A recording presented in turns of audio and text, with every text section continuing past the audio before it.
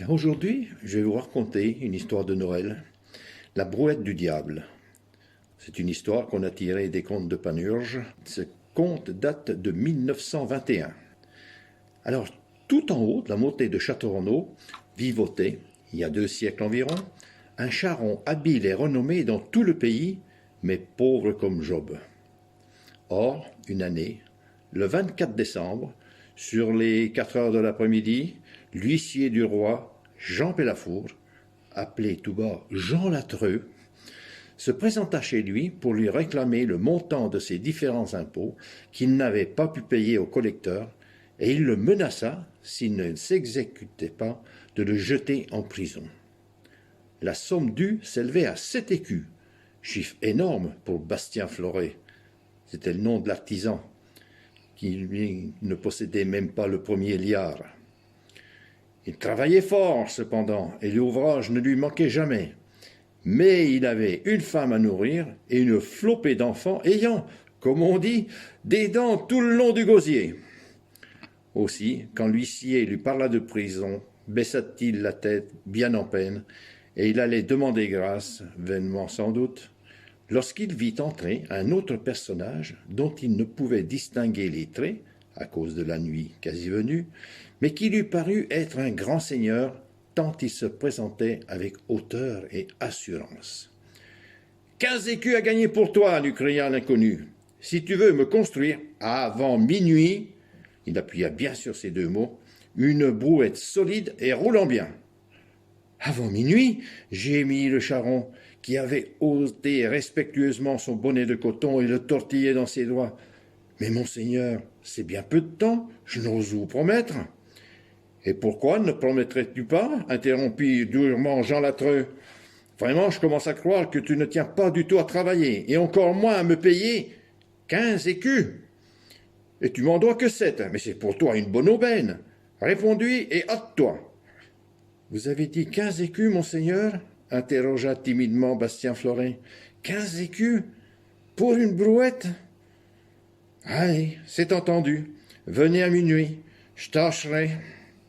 Oui, répondit lentement et avec force l'autre, qui s'amusait à tâter le bois de service et part dans l'atelier, comme s'il eût voulu en apprécier la qualité. J'ai dit 15 écus. Une brouette qu'il me faut avant minuit pour emmener les âmes damnées en enfer.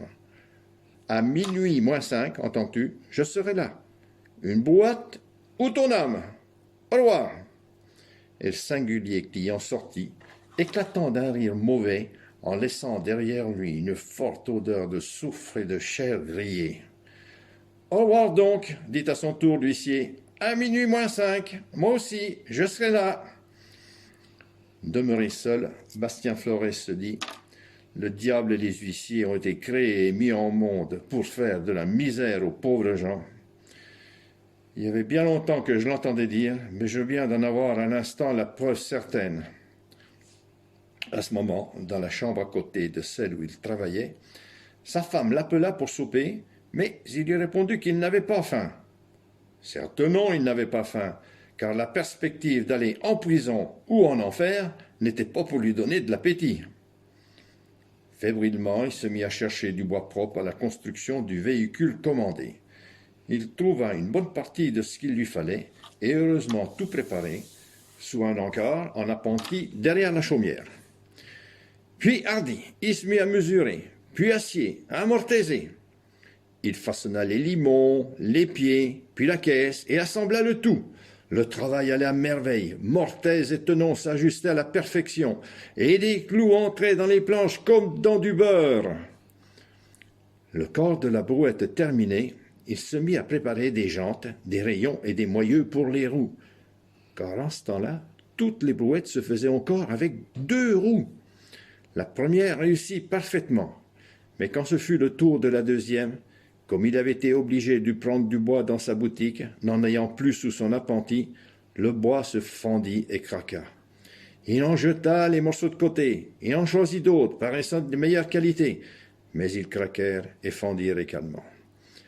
Alors, il se souvient que le diable avait touché ce bois. « Satan a touché mon bois, dit-il, je ne ferai plus rien qui vaille. » Il sortit de sa demeure pour regarder les étoiles et vit, à la place qu'elles occupaient dans le ciel clair, qu'il pouvait être près d'11 heures du soir. « Je suis damné, dit-il, je suis damné.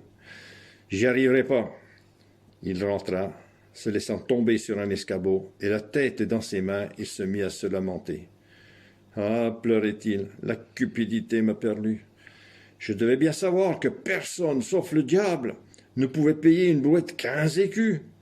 Ah, Jésus, ayez pitié de moi. » Il demeura un instant méditatif, puis, s'étant relevé, il regarda son ouvrage, jusque-là si réussi.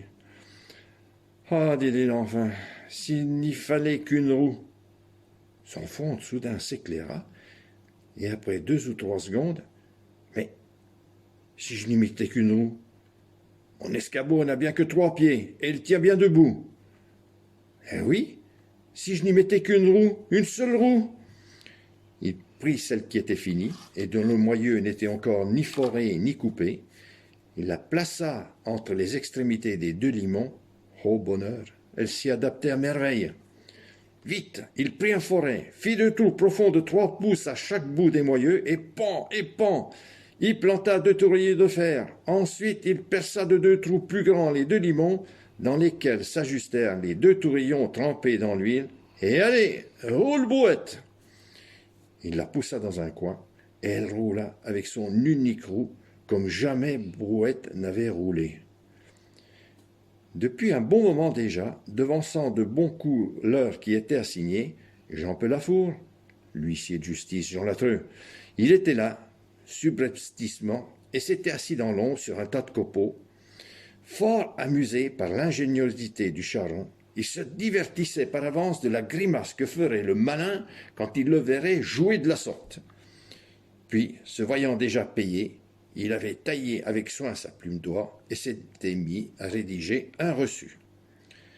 Bastien Floret, à bout de son épreuve, s'épongeait le front, car malgré qu'il fît ce soir-là un froid de loup, il suait à grosses gouttes. Lorsque la porte de la cahute s'ouvrit avec fracas. « Et ma brouette » clama la voix stridente et railleuse du diable. « Voilà » répondit très simplement le charron. Satan fit en effet la plus effroyable grimace qu'il ait jamais faite.